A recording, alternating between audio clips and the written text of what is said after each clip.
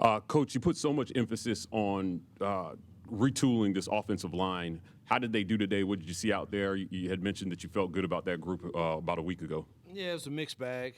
I mean, I thought we ran the ball really well early on. I thought the heat got to us a little bit. It's been a hot camp now, and I'm no excuse maker at all, but we've gone several days in a row, and you can tell they're gassed a bit, and we're blessed to have a day off tomorrow. We get to watch the film later today and clean up everything that we see in it, hopefully, but they need the day off tomorrow, and then we'll get into after next Tuesday, kind of get into more of a rhythm that hopefully we can have them. I take pride in making sure our teams are fresh when game time comes, and we certainly weren't fresh today. It showed, but I did think the O-line functioned really well early on in the run game. Pass pro was pretty good too early on.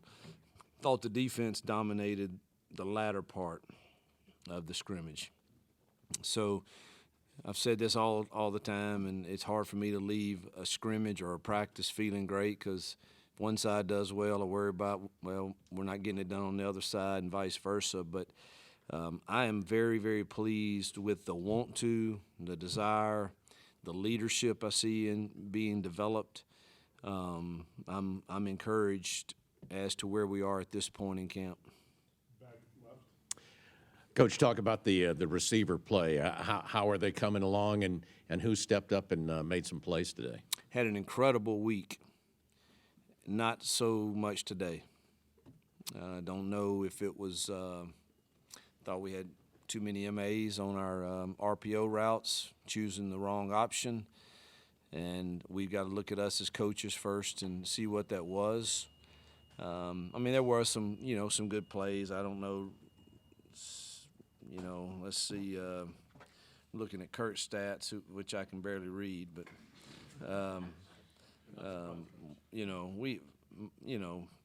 we had guys that had some good catches today, but way too many opportunities in the RPO game that the quarterback made the right decision to throw the ball, and a receiver is, again, I hadn't watched the film, but he's either loafing, which we can't have, or he chose to run the wrong route. And again, we got to look at us as coaches first on that and be sure we get that cleaned up. But this week, I thought we took a step forward in the totality of that room. Coach, what were you looking for out of your quarterbacks, and what can you say about how they performed today? Take care of the ball and, play within the offense and take what you should take on a given play, that the ball goes in the right spot. Hopefully it's accurate and when we do throw it, but accuracy, hopefully will come but we got to take care of the ball, and we have to be playing in the right space on given plays in our offense. And I thought all three did that fairly well today. And I know Robbie threw a touchdown pass, and I think Holden did also. Peyton did not. Had two, and I can't see from where I'm standing out on the field. The official ruled the receiver out of bounds, I think, both times. But they all, we did not turn the ball over. That's priority number one in offensive football, and so that was good. Obviously, defensively, we need to go get it. But I thought all three looked good at times today. Yes, Coach Freeze. In regards to the quarterback, is it a little bit tougher than you thought it would be to cut it from 3 to 2 now, or do you have a pretty good idea? Yesterday, I had my mind made up, and after today, I need to watch the film before I say. Raise your hand if you have a question. I'll get you the mic.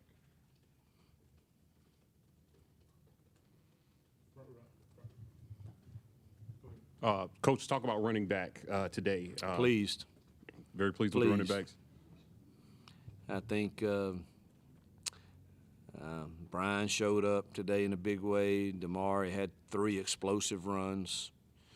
Jarquez is solid, of course. Sean had some good runs. Jeremiah Cobb, I think, is going to be a really good player. He's just a baby, but he's going to be a really good player. I think we've got a solid room there. Hugh, we know Cam Brown has been dealing with a little bit, and Var Johnson as well. Were they able to go today? No, let's see. I did want to go through injuries, and Steiner's been limited all of camp with a hamstring. Coy Moore has had an ankle, hadn't been able to go. Cam just hadn't. He's had just a string of bad luck, and hadn't practiced since I've been here, truthfully, in spring or in camp, and we sure do need him to get healthy. Var just had an incident in practice where he had to have some stitches in his mouth, and it's just very uncomfortable right now to wear a chin strap down in his gum. He'll be fine, and he was having a really good camp, Javarius, yep. I call him Var. I don't know, but yeah, Javarius he was having a really good camp. Malcolm Johnson's dealing with a shoulder, and Austin Keys is dealing with a shoulder. I don't think either one of them are significant.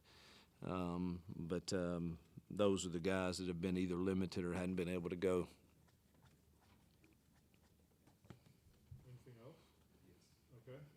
Go to the back row, Ken. Phil? You mentioned that the defense you thought was strong late. Talk about the defensive front. How have they done? Well, they're playing like 15 guys, it feels like, and they're just running them in and out. And, I think at the end of practice today, I thought they were dominant. They created negative plays on us that didn't happen early in the game. And excited about, our edges have gotten better with Falk and Jalen and Elijah and Steven Sings. And, inside we're rotating a good group of guys there with Marcus and Jason and Mo and Bobby and Harris and Lawrence Johnson and Z Walker's gotten better. We're rotating a lot of guys in there, so obviously that's a good thing in this league that you can rotate those guys up front. But the stuff we're doing is it gives us problems at times because there are a lot of movement that's going on, and I hate to forget somebody, but I'm pleased with how they're working. Stay in the back row. Jarquez returned to practice earlier this week. What can you say about having him back and what he did today? Yeah, I mean, obviously it's good to have him back in the room and on the team, and he plays the game hard and helps us in that room become even better. So good to have him back.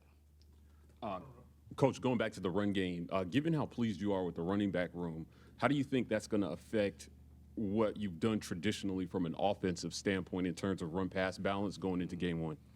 Well, they're not going to let you do that. Defenses can absolutely force you into having an extra hat in the box, and I don't believe in running into those looks all the time. There's sometimes you have to, but and so we have to be efficient at taking what they give us. That means somebody in the outside's got to win, and I thought we improved immensely from day 1 to day 6. Today, I thought we took a step back, and I've got to go watch the film and see why. Brian? Yes, the battle offensive guard, have one or two of the 4 or 5 guys competing there stepped up yet? Well, I think you need 4 or 5, so I don't give a rat's tail who's first, second team. I don't really care. We need all of them, And if you're talking at guard, you got Tate and you got Jeremiah, and Muskie is had a really good camp. Also, that was a good get. Cinda's coming on as a young guy too, and Harris, and I mean we need all of them. We're rotating them all in there. I'm forgetting somebody. Yeah, and Stutz, of course, is one of the leaders of the team, and we're going to need them all before it's over. Coach, what have you thought about the pass rush up to this point in fall camp, and then today? What did you see out of them? Jalen McLeod and Steven Sings have changed that for the better for us. They can get after the quarterback, and I think you got to have some third down packages where both of them are probably in the game, because they probably are our most dynamic pass rushers right now. So we're better than we were in spring. We'll see how good we are when it gets real, but do know we're better than we were. Second row on the right.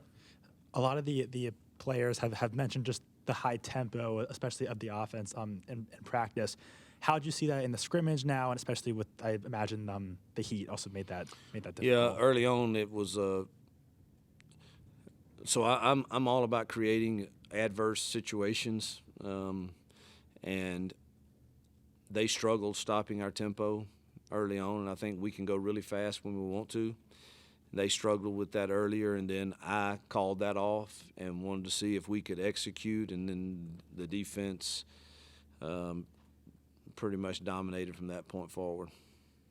Back left. Coach, you mentioned the secondary as a position group you were going to watch closely this fall when we got to talk to you before camp started. What did you see out of them today? How have they responded to that challenge? I think we got to tackle better. We did not tackle well today when our backs got in the second level. I do think we're talented there with our first group, and I think our young kids are going to be good, but they got to come on because we're going to need them in year one. But I do think our first group is made up of a solid group of players for an SEC team. And obviously the corners, I think, are talented, and our safeties are also, I think. But we need depth there, and we've got to bring those young kids on. But we didn't tackle well today in the secondary. Time for a few more. Front row. Yeah, you mentioned Damari making a couple big plays, but just how has he stepped up over camp, especially when Jarquez was out and kind of taking that role? He's been one of the leaders. If you ask the team who one of the leaders are in that locker room right now, and he was elected to the Culture Council unanimously, and I think that speaks probably as high as any mark you could give when your team says this is a guy that drives the culture that we want. Coach, you talked about putting guys in uncomfortable situations to see how they responded this camp so far. Obviously, you started the culture leaders.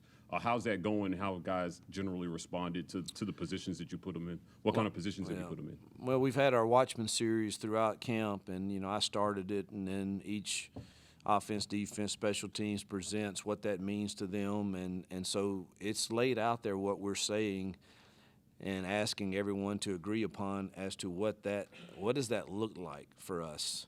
And so will it ever be 100% buy-in? I don't know that you ever get that in any family, business, whatever. I think that's kind of an unrealistic expectation, but you start getting 80 to 90% buy-in to that, I think you're on to something. And I'm pretty pleased to this point. I mean, we've failed some tests in the adverse situations throughout, but I've never had a team that didn't.